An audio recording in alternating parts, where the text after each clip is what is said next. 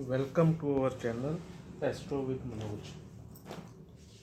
आज हम कुंभ लगन के लिए योग कारक और मारक ग्रह के बारे में बताएंगे। मैंने कुंभ लगन की कुंडली बना ली है। लगन में आपके अगर 11 लिखा है तो आपकी कुंभ लगन की कुंडली है। इसी तरह दूसरा घर है 12 लिखा है, तीसरे घर में 1 लिखा है, इसी तरह फोर्थ हाउस में 2 लिखा है और इसी तरह मैंने सभी लिख लिए हैं घर और उनके हाउस लोड भी लिख दिए हैं। अब ये कुंभ लगन की कुंडली है और इसके मालिक शनिदेव होते हैं।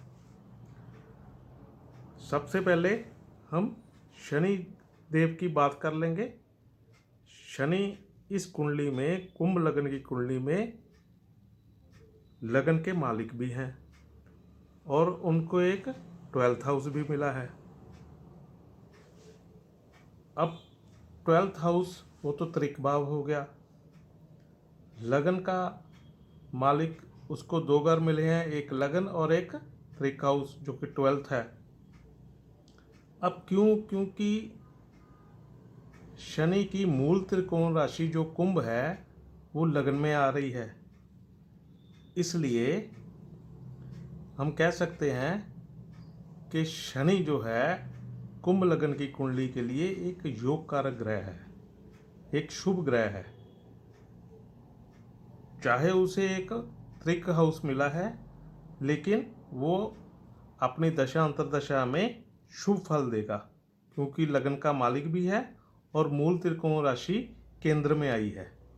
इसलिए शनि जो है कुंभ लगन के लिए एक शुभ ग्रह है। हम इसे शुभ की श्रेणी में रख लेंगे। अब हम बात कर लेते हैं शुक्र की।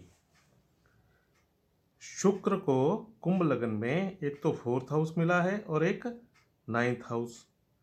4th हाउस केंद्र का घर है, 1 4 7 10 4th हाउस केंद्र का घर है और 9th हाउस जो है वो ट्रायन लॉर्ड है, त्रिकोण का घर है।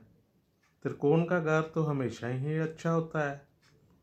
अब क्योंकि शुक्र की मूल त्रिकोण राशि जो तुला है वो भी त्रिकोण में आई है। शुक्र कुंभ लगन के लिए एक योग कारक ग्रह है।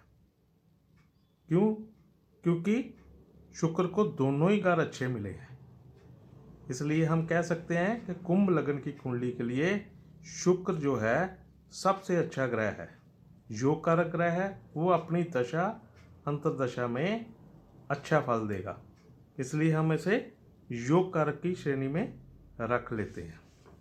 अब हम बात कर लेते हैं चंद्र की। हम जानते हैं कि चंद्र को मिला है 6th हाउस। हम जानते हैं कि 3 6 और 11 हाउस ये बाधक घर हैं, ये घर अच्छे नहीं होते। चंद्र को एक ही घर मिला है, उसको एक ही मिलता है, उसको मिला है 6th हाउस जो कि एक बाधक घर है। इसलिए कुंभ लगन की कुंडली के लिए चंद्र एक अशुभ ग्रह है, हम इसे अशुभ की श्रेणी में रख लेंगे। अब हम बात कर लेते हैं मंगल देव की। कुंभ लगन की कुंडली में मंगल को एक तो 3rd हाउस मिला है और एक 10th हाउस। अब क्योंकि 3rd हाउस फिर बाधक घर है, 8th हाउस 10th हाउस जो है जो मंगल को मिला है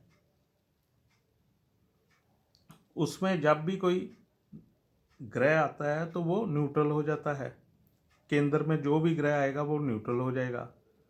अब क्योंकि मंगल की मूल त्रिकोण राशि वो 3rd हाउस में आई है और ये बाधक घर है, इसलिए मंगल कुंभ लगन के लिए एक अशुभ ग्रह है, ये एक मारक है, हम इसे अशुभ की श्रेणी में रख लेंगे। अब हम बात कर लेते हैं बृहस्पति की। कुंभ लगन के लिए बृहस्पति को 2 घर मिले हैं, एक 2nd हाउस एक 11th हाउस। 11th हाउस वो बाधक का घर है, 2nd हाउस वो मारक है। अब बृहस्पति को कुंभ लगन में दोनों ही घर अच्छे नहीं मिले हैं, एक तो बाधक घर है, दूसरा मारक घर, सेकंड हाउस मारक, 11th हाउस बाधक। अब ये कुंभ लग्न के लिए सबसे ज़्यादा मारक ग्रह हो गया।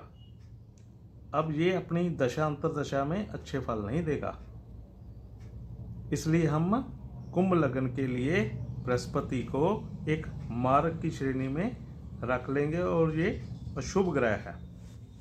अब हम बात कर लेते हैं सूर्य देव की।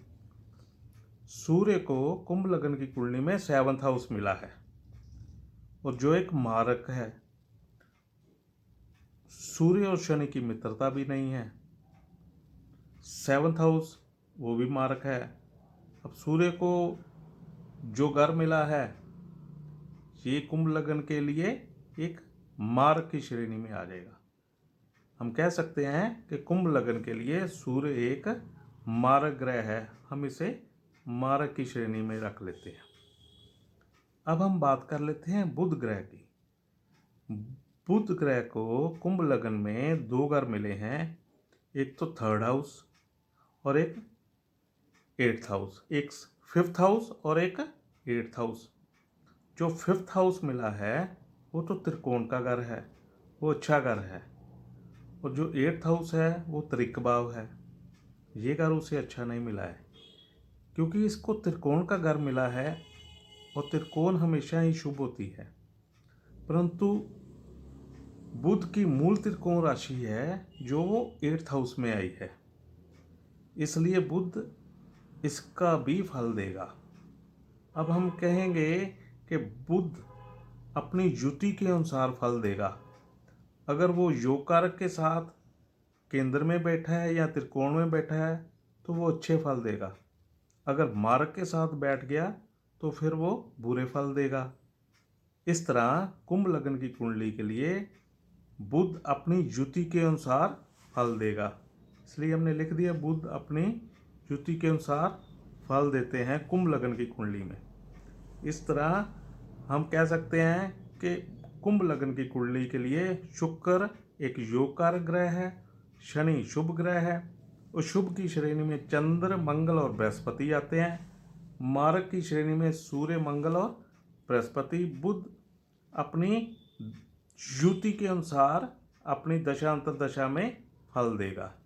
इस तरह आपको अगर मेरी वीडियो पसंद आई हो तो please share, like and subscribe my channel. Thanks for watching.